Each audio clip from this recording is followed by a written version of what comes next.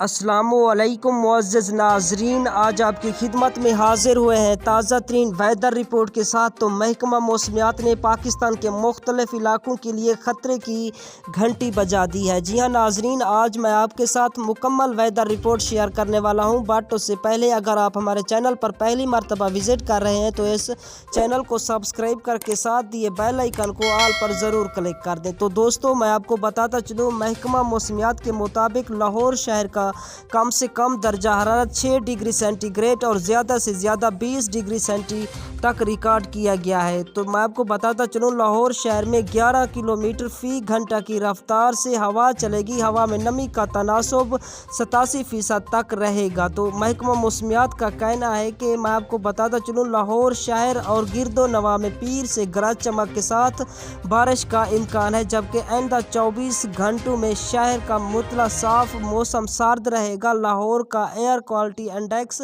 332 record کیا گیا ہے۔